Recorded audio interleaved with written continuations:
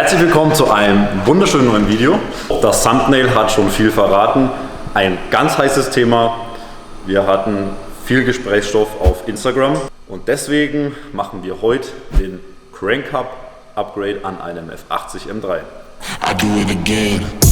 Add it up, bankroll, euro, peso, add it up, I'm just doing me, everything is on me, oh you matter what. Das schmeckt.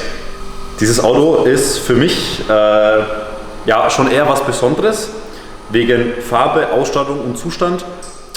Gehört unter anderem nicht nur einem Kunden, sondern mittlerweile auch einem sehr guten Freund von mir und ist meiner Meinung nach eigentlich eine Traumausstattung. Wir haben auch schon die letzten 2 Jahre knapp wirklich viel an dem Auto umgebaut. San Marino Blau Metallic, Baujahr 2018, F80 M3 Competition, 450 PS, 550 Newtonmeter mit einer originalen V-Max und 280 km/h. Mittlerweile ein Stage 2 Tuning, das heißt Abgasanlagenveränderung. Alle Kühler abgegradet, also Ladeluftkühler, der dazugehörige Wasserkühler, Ölkühler, Software, Flash, GTS übers Getriebe, Tuning auf dem Motorsteuergerät, sämtliche Kodierungen, Nachrüstteile wie eine M3CS Frontlippe, M3CS Heckspoiler, KBV3 Plus Gewindefahrwerk. Also wirklich massig Teile. Und bevor wir jetzt lang reden, ich mache mal die Haube auf und dann gebe ich euch schon mal so ein bisschen Feedback zu dem Auto. Und dann wisst ihr, was wir hier tun. Seitenschwelle auch. Und hier dürft ihr euch nicht dran stören. Das ist kein Rallye-Fahrzeug, sondern dieses Auto hat gerade mal 15.000, 16.000 Kilometer auf der Uhr. Übrigens filmt der Basti gerade, steht jetzt hinter der Kamera und zeigt mir gerade den Mittelfinger. Also wir fahren damit keine Franken-Rallye, sondern der Lack ist makellos, das Auto ist nachlackierungsfrei und er wird komplett in einer XPEL Steinschlagschutzfolie eingepackt von der Firma LP Vollwohl.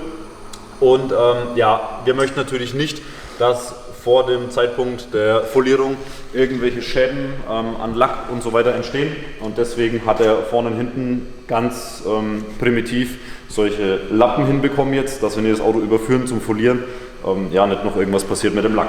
So, Haube auf.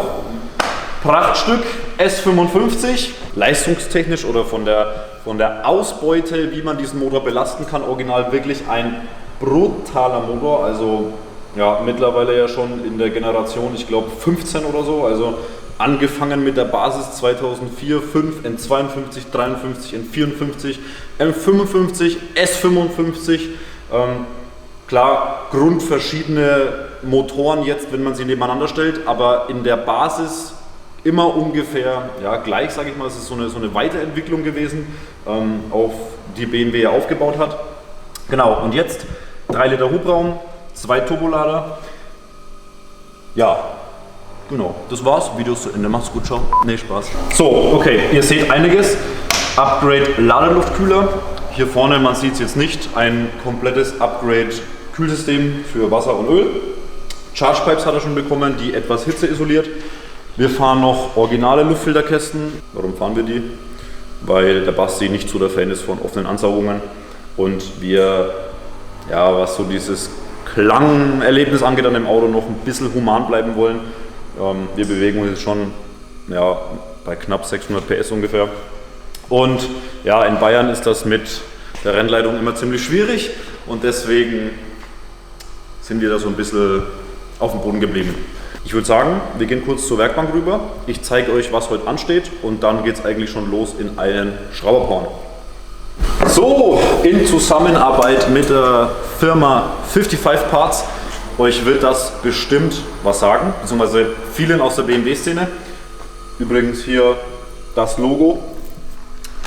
Das sind ein paar super Jungs, mit denen wir uns sehr gut verstehen, weswegen wir auch ganz unbezahlte Werbung für jemanden machen und einfach, weil ich der Meinung bin, dass das korrekte Menschen sind, die super Produkte verkaufen und nicht nur irgendwas verkaufen und Verkäufer spielen, sondern die wirklich aus der Szene kommen. Ich glaube 99% der Teile auch selbst testen und wenn sie diese für gut befinden, in den Online-Shop aufnehmen. Ja, wir beziehen unsere Teile auch oder viele Teile von 55 Parts.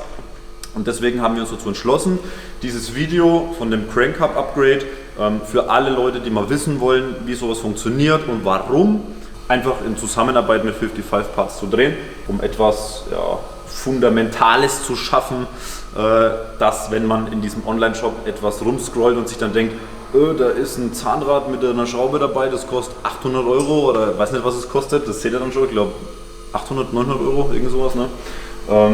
Was bringt mir das und was tut das und wie aufwendig ist es einzubauen und gerade den Aufwand euch zu zeigen, den es bedarf, dieses Teil hier einzubauen, ist so enorm, dass wir einfach der Meinung waren, es ist wirklich wichtig, euch da mal aufzuklären und euch das zu zeigen in einem Video. Das ist übrigens jetzt das Upgrade-Teil, ein sogenannter Crank Hub. Hersteller ist die Firma Insane Performance, Vertrieb 55 Parts. Das heißt, ihr könnt das Teil direkt bei den Jungs kaufen und einen Einbaupartner wählen, beziehungsweise werden euch die Jungs dann wohl einen Einbaupartner vorschlagen, je nachdem aus welcher Region von Deutschland ihr kommt. Bayerischer Raum wären dann wir. Ja, natürlich, ihr könnt es auch selber zu Hause einbauen, also um Gottes Willen.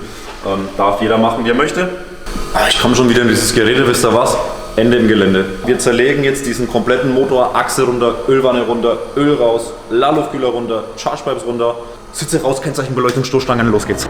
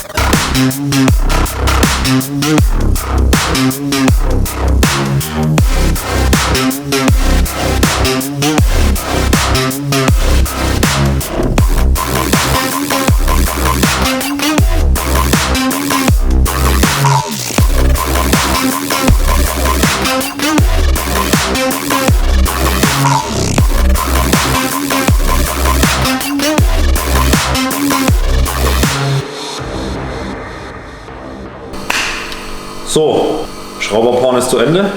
Weitere, ich würde sagen 4 Stunden sind vergangen. Das originale Crank Hub ist raus. Ja, und warum tun wir das?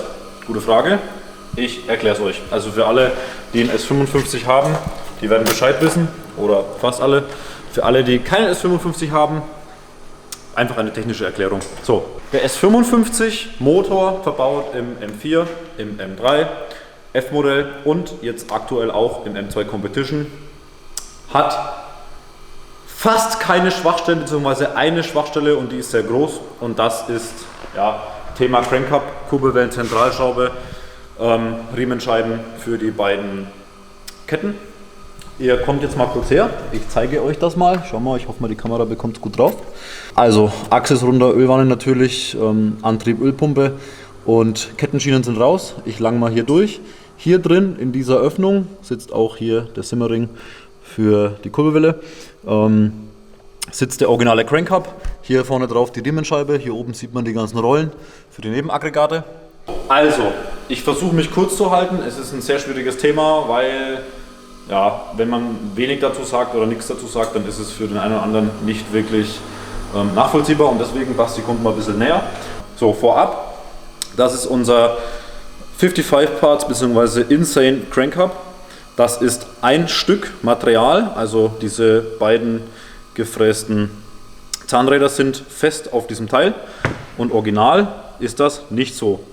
An sich nicht schlimm, bis auf den Zeitpunkt, wann sich diese Schraube hier etwas löst und selbst wenn sie sich nicht löst, es sein kann, dass dieses Kettenrad durchrutscht.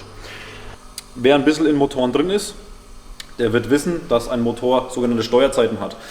Diese entstehen dadurch, dass Kurbelwelle und Nockenwelle in einem gewissen, wie soll man das jetzt sagen, ganz logisch, der Kolben fährt hoch, Verbrennungstakt, in dem Moment muss natürlich die Nockenwelle zufahren, die Ventile gehen zu. Dass das alles richtig funktioniert, bedarf einer richtigen Steuerzeit. Passt diese Steuerzeit nicht, in dem Fall, dass unser Kettenrad an der Kurbelwelle durchrutscht, müsst ihr euch vorstellen, dass die Nockenwelle denselben Weg macht oder kurz die Kurbelwelle, oder wie soll man sagen, das ist echt schwierig, die Kette sich quasi hier kurz weiter dreht, beziehungsweise die Kurbelwelle sich weiter dreht und die Kette dann im Grunde ein Stück zurückbleibt und es sein kann, dass dann Kolben und Ventil aufeinandertreffen. Was dann passiert, muss ich euch nicht sagen. Motor kann man dann teilweise mit der Schaufel unterm Auto zusammenkehren. Genau, das passiert dadurch, also diese originale Schraube ist hier drin. So.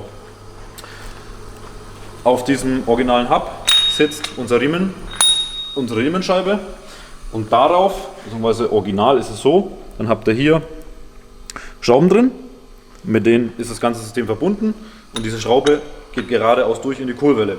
Die ist sehr streng angezogen, das heißt im Normalfall kann sich da fast nichts lösen, doch beim S55 ist es so, dass das passiert. Jetzt gibt es das Upgrade Nummer 1, der sogenannte Korb der Kurbelwellensicherung, der sitzt dann hier drauf. Dieser Korb ist wirklich nicht schlecht, um größere Schäden zu verhindern. Jedoch ist das nicht bulletproof und auch nur, sagen wir mal, 90%. So. Das Schöne ist an dem Korb, er verhindert, dass diese Schraube sich komplett rausdreht, der Motor dann bzw. die Kurbelwelle leer durchdreht und die Kolben direkt aufschlagen. Jedoch verhindert er nicht, dass sich diese Räder hier zueinander verdrehen können. Und deswegen dieses System, wo die beiden Räder direkt fest miteinander verbunden sind. So.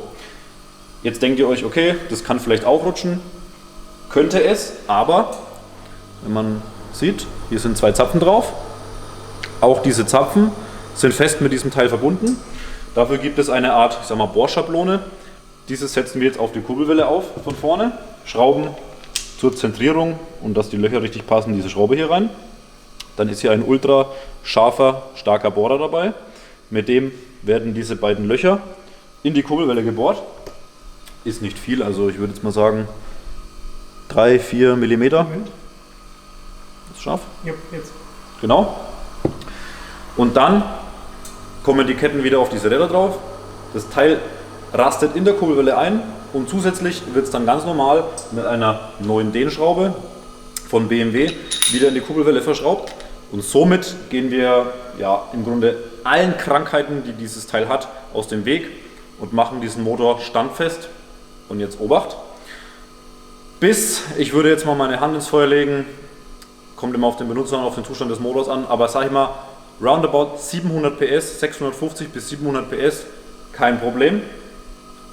Jedoch ist es so, dass wenn man eine höhere Leistung fahren möchte, durch größere Turbos, jetzt mal egal welcher Hersteller, sag ich mal 750, 800, 850, 900, 1000 PS, würde ich auf jeden Fall Kolben wechseln, denn das Problem bei mehr Leistung, sage ich mal, als 700, 750 PS beim S55 ist, dass der originale Kolben diesen Druck nicht lange standhält, sich ausdehnt und man sagt dann, also bei uns jedenfalls in dem Jargon, der Kolben platzt. Wenn der Kolben platzt, dehnt er sich quasi aus, kriegt Risse, frisst sich und dann macht es auch kurz Bumm und dann war es das. Was denkst du, hat man es verstanden? Ja, du kommst nochmal mal her, ich zeige euch nochmal, also man kann das natürlich, original alles, das hier ist das Kettenrad der Ölpumpe, also der Antrieb der Ölpumpe. Wenn sich das verschieben würde, wäre nicht so schlimm, weil die Ölpumpe hat keine Steuerzeit, die muss sich nur immer kräftig drehen. Und hier ist das Kettenrad der Steuerkette, auch für die Nockenwellen. Und jetzt müsst ihr gucken, wenn man ganz nah hingeht, sieht man, ich mache es mal ein bisschen sauber, da kommt sie schon runter, eine sogenannte Reibscheibe. Diese Reibscheibe hat einen ganz, ganz feinen, aber doch etwas rauen Belag auf der Oberfläche. Und immer, man sieht es jetzt hier auf dem originalen Teil, ne, ist hier eine kleine Scheibe drauf. Da sitzt dann so das erste Kettenrad, dann kommt die nächste Scheibe, dann kommt das nächste Kettenrad. Und durch den Druck dieser Schraube, wenn man das ganze System zusammenpresst, verhindert das oder sollen die Reibscheiben verhindern, dass sich das zueinander nicht verdreht. Wie gesagt, das hält auch soweit ganz gut. Jedoch gibt es sehr, sehr viele S55, die das Problem haben, dass diese Räder sich lösen oder die Schraube sich löst und das dann durchdreht. Und dem aus dem Weg zu gehen, egal ob das Auto jetzt Serie ist, 431, 450, 500 PS oder 800 oder 1000, machen wir das quasi durch das Upgrade-System kugelsicher. Und ihr müsst euch bei jedem Mal durch Beschleunigen keine Gedanken mehr machen, dass gleich die Motorkontrolle angeht, man den Fehlerspeicher ausliest, in dem dann steht Kurbelwellen- oder Nockenwellen-Referenzwert fehlerhaft oder Fehler-Nockenwellensensor und man dann löscht und löscht und löscht und es passiert nichts und der Motor läuft scheiße. Steuerzeiten haben sich dann verstellt. Genau, und das kommt einfach allein deswegen. So, ich hoffe, ich habe das plausibel erklärt. Kann man das selber machen? Ich sag mal, eher nicht. Also ist man ein erfahrener Mechaniker oder hat jemanden im Freundeskreis, der ein bisschen mehr Erfahrung hat als ein normaler Mann, dann geht das auf jeden Fall. Es ist allerdings massiv viel Arbeit und man muss wirklich extrem sauber arbeiten, denn gerade auch beim Bohren zum Beispiel muss man aufpassen, dass keine Späne übrig bleiben. Man muss wirklich alles picobello wieder einstellen. Es ist ganz wichtig, dass ihr die ganzen Werkzeuge habt zum Arretieren der Nockenwellen, um Steuerzeiten einzustellen, um die Kurbelwelle abzustecken, um zum Beispiel, wie man jetzt hier sieht, steckt hier ein Spezialwerkzeug drin, um das Schwungrad zu fixieren. Denn wenn wir diese Schraube festziehen, dann kriegt ihr einen extremen Drehwinkel und ihr habt den Schlüssel vorhin gesehen, der ist so hoch und das würde der Arretierdorn für die Kurbelwelle zum Abstecken der Steuerzeiten nicht aushalten und deswegen gibt es da noch ein zusätzliches Werkzeug, das quasi diesen ganzen, wie sagt man, Kurbeltrieb festhält. So, ja, hier seht ihr noch zusätzlich oben jetzt zwischen den beiden Warnungseinheiten die obere Laufschiene, die beiden Auslass-Warnus. Hier ist der Hydraulikkettenspanner, unsere alten Zündkerzen, das kommt eh alles neu. Ach ja, genau. Zusätzlich machen wir noch nach dem Reinigen mit unserem mega geilen Torrent 500. Die Ölwanne liegt nämlich schon da hinten drin und da kann der Basti auch gleich mal draufhalten. Bekommt er noch eine zusätzliche Ölablassschraube mit einem sogenannten Neodyn-Magneten. Dieser Neodyn-Magnet, ja, zieht im Grunde alles Metallische an, was in dem Öl vorhanden ist. Es sollte bei diesem Motor wenig bis gar nichts sein, aber sollte mal was sein, werden die gröbsten Partikel eben an dieser Ölablassschraube haften und beim nächsten Ölwechsel dreht man es raus und sieht's. Sehr schön. Neue, stärkere, bessere Zündspulen. Warum? Um den Zündwinkelkorrekturen der originalen Zündspulen von BMW aus dem Weg zu gehen und zu garantieren, dass dieser Motor perfekt und 1000% läuft. Neue Spulen, neue Kerzen und dann, wenn das alles wieder zusammen ist, denke ich mal, haben wir einen bombengeilen 600 PS F80 M3. Erstmal bleiben Originallader drin, oder? Soll erstmal schön fahren bloß, ne? Okay, ich würde sagen, ein Switch zum Teilewaschgerät und dann geht es schon wieder an den Einbau. Wir arbeiten mit 40 Bar Druck bei einer Temperatur von ungefähr 60 Grad, was alle Rückstände, Öle, Ablagerungen und so weiter, von der, das ist ganz schön, ein ganz schöner Dildo ist das hier. Das schaut auch echt pervers aus. Das Ding. Alles, was da an Anhaftungen oder so drin ist von Ölen, ist dann weg. Der Basti kann jetzt mal hier kurz von oben reinfilmen. So, der Basti hat auch schon gerade die Pumpe betätigt, hat er gemerkt, ne? Ja. So, hier seht ihr, da ist eine kleine Düse vorne dran. Ich muss das wirklich extrem festhalten. Dieser Schlauch hat richtig viel Dampf. Jetzt kommt da richtig Saft raus. Und jetzt werde ich mal die wunderschöne Ölwanne hier reinigen. Und los geht's. So. Sehr, sehr schön. Übrigens, nicht jeder muss sich so ein teures Gerät kaufen. Wenn ihr irgendwelche Teile habt, Ölwannen, Ölpumpen, Motorteile, Ventildeckel, Zylinderköpfe, dürft ihr uns die auch gern bringen oder schicken. Für einen kleinen Obolus machen wir euch die gerne sauber. Gar kein Problem.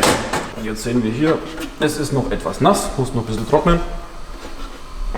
Die Ölwanne, die ausschaut wie neu.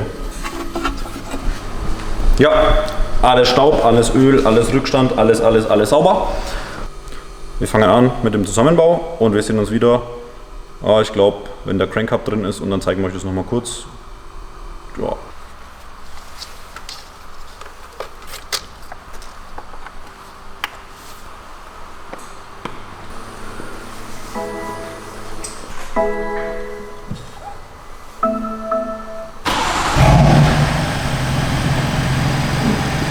Ich würde sagen, er läuft, oder?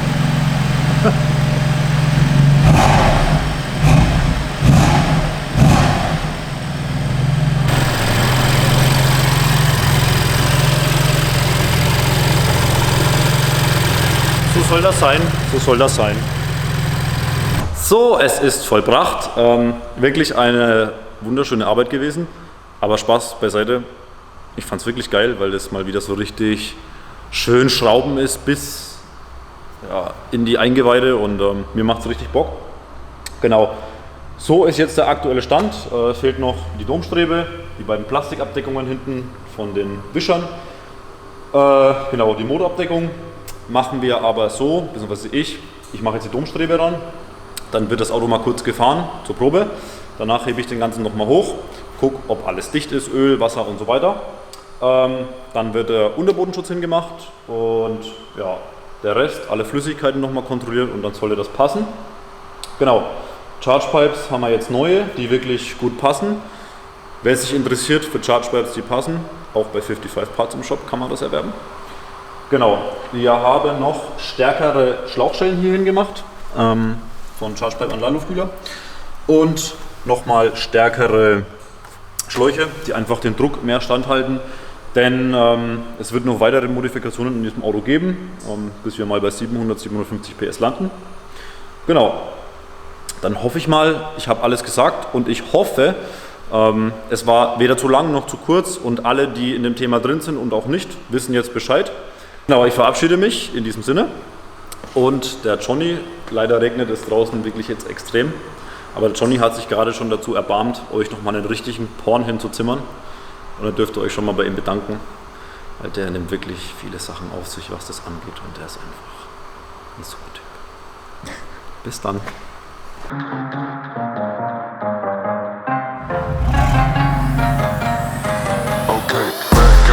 On the scene, back out fresh on the scene, back out fresh on the scene, back out fresh on the scene, back out fresh on the scene, back out fresh on the scene, back out fresh on the scene, back out fresh on the scene. Franchise best on the team, franchise best on the team, franchise best on the team, franchise best on the team, franchise best on the team, back out fresh on the scene, back out fresh on the scene, back out fresh on the scene.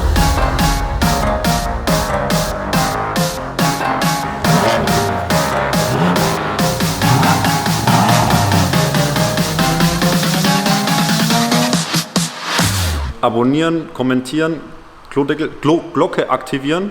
Bis bald.